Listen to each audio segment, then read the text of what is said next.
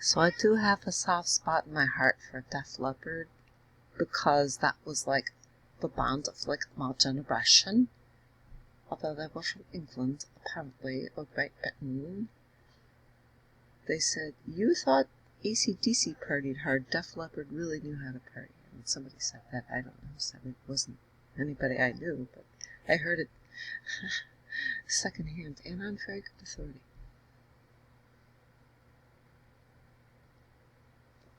Is this the Illuminati or something? It's like, well, that's interesting, but I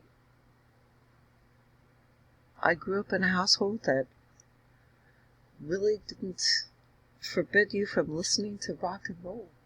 I did have an uncle who said rock and roll is bad, and when I was a little girl, like 3 or 4 years old, I said, you're right, Uncle Bob, I'll never ever listen to rock and roll. But then I ended up listening to rock and roll. In fact, we had the FM radio.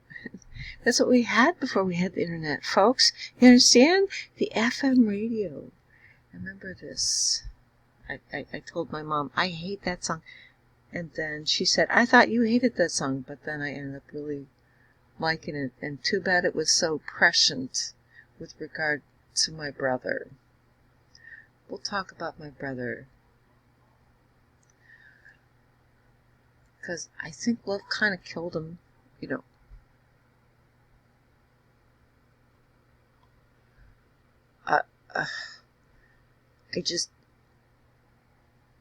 I don't know if that thing that he got involved with was actually a human being, or maybe it was a succubus or an incubus. And I'm not joking, because I went to give it a hug the first time I met it, and it cringed away from me.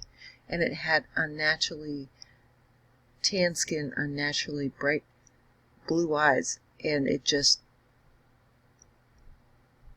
had something in its chest which resembled breasts, but I'm not really sure if it was.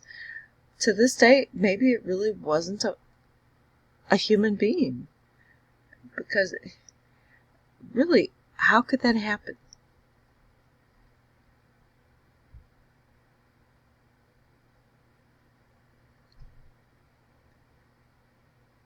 How could it happen? A guy who was successful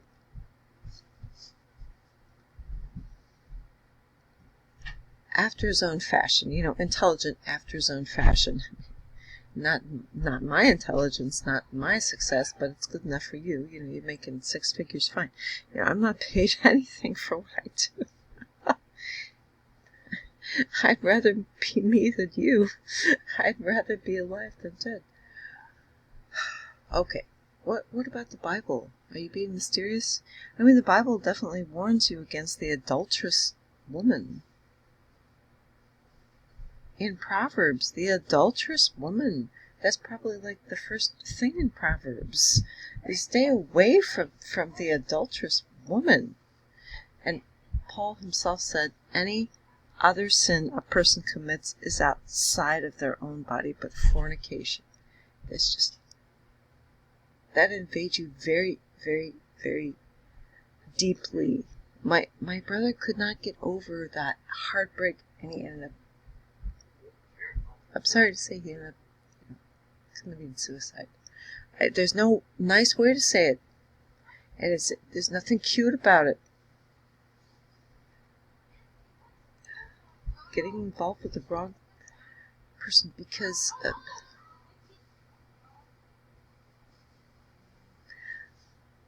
God invented sex for human beings to enjoy a special bond within marriage.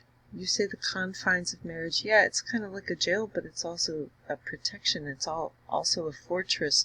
Marriage is a fortress protecting you from the outside world. It's not a jail at all. It's protecting you. But once you stray outside the fortress, you're not safe.